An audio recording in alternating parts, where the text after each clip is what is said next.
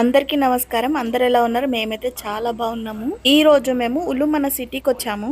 ఈ సిటీలో ఒక గ్రేట్ సైంటిస్ట్ జన్మించారు. ఆయన పేరు చిన్నప్పటి నుంచి సైన్స్ టెక్స్ట్ బుక్ లో వింటూనే ఉన్నాము. నోబెల్ ప్రైజ్ పొందిన ఆల్బర్ట్ ఐన్స్టైన్. మా చెల్లి వాళ్ళ ఊరికి ఈ సిటీ దగ్గరలో ఉంటుంది.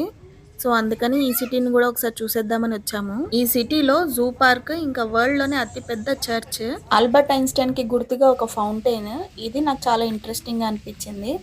సో అందుకని ఇక్కడికి వచ్చాను. ఈ సిటీలో ప్రవహించే నది పేరు ధనుబే. ఈ నది 17 దేశాల నుంచి ప్రవహిస్తూ వస్తుంది.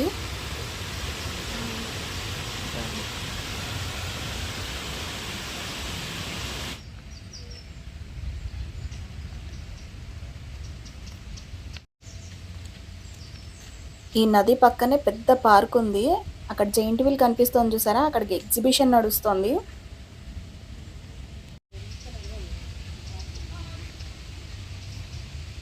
ఈ పార్క్ పక్కనే జూ పార్క్ ఉంది. ఈ వీడియోని నేను ఆల్రెడీ పోస్ట్ చేశాను. మీరు కనుక చూడకపోయి ఉంటే పైన ఐ కార్డ్లో ఇస్తాను, వెళ్ళి తప్పకుండా చూడండి. ఈ జూ పార్క్ చూడడం అయిపోయిన తర్వాత ఇంకా మేము ఐన్స్టైన్ కోసం వేటలో ఉన్నాము.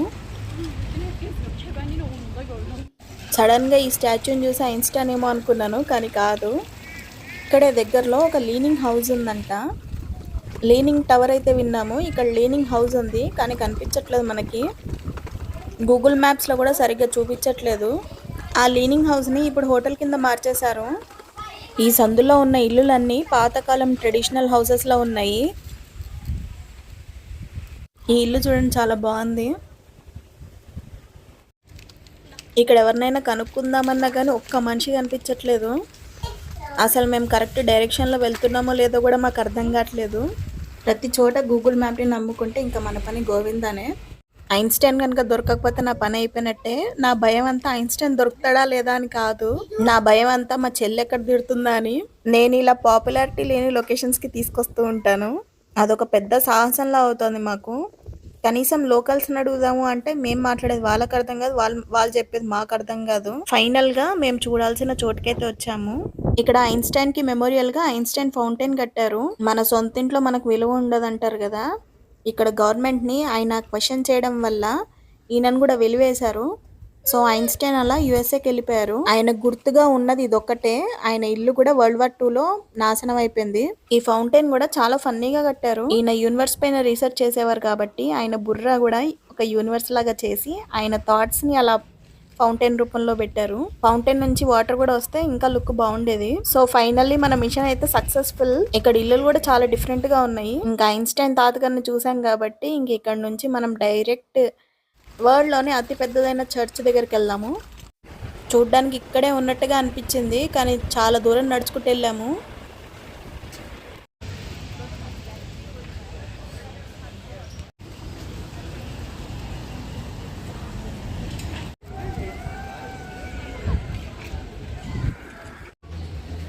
ఆ చర్చ్ బ్యాక్ సైడ్ ఇది.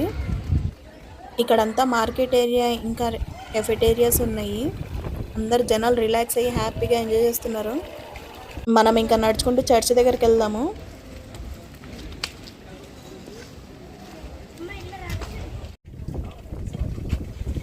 ఇక్కడ చర్చ్ మొత్తం మెయింటెనెన్స్ స్టేజ్లో ఉంది.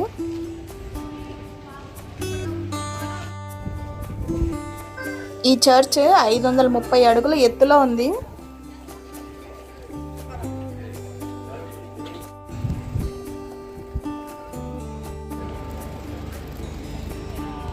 ఇలాంటిదే సేమ్ మోడల్ కొలోన్ అన్న ప్లేస్లో కూడా ఉంటుంది. ఇది దాని రెప్లికా. ఈ సిటీలో ఇది ఒక టూరిస్ట్ లొకేషన్ లాగా మారిపోయింది. నాకు అనిపిస్తుంది వీళ్ళు టెంపుల్స్ని ఇన్స్పిరేషన్గా తీసుకుని ఇంత పెద్ద కట్టుంటారు. మన సోషల్ హిస్టరీ బుక్లో చదివాం మనము, వేరే దేశాలకు వెళ్ళి టెక్నాలజీని దొంగలించి మన దేశంలో ఇంకా దానికన్నా బాగా కట్టడము.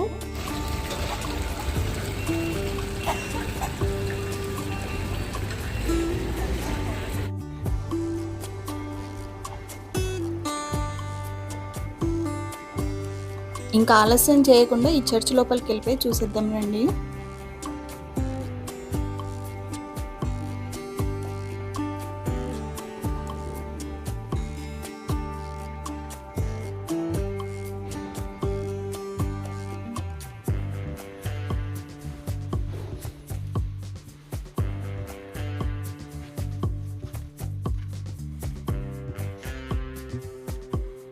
గాతిక్ స్టైల్లో ఉన్న ఈ చర్చ్ 1377లో స్టార్ట్ చేస్తే 1890లో ఫినిష్ అయింది.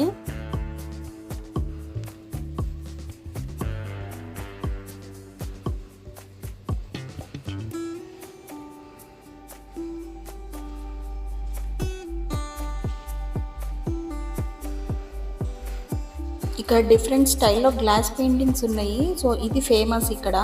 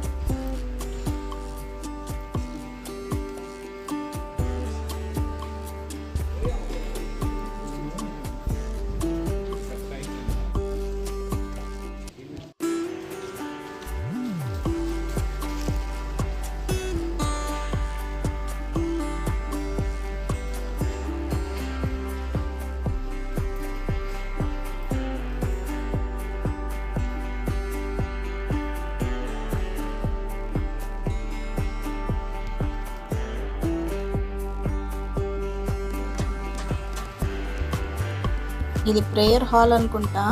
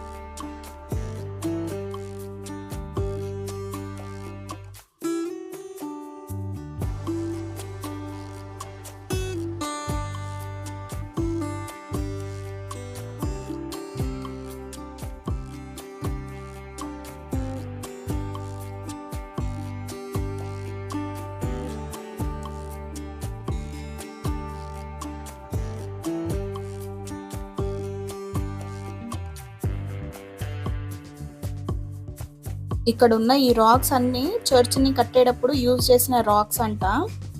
Different types of rocks use చేశారు.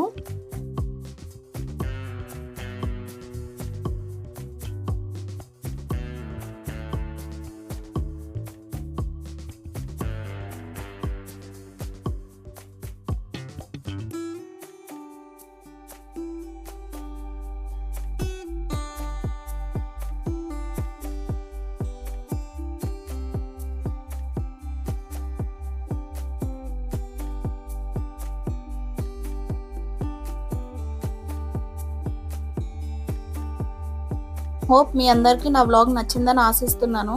మళ్ళీ రేపు కలుద్దాం. జై శ్రీరామ్.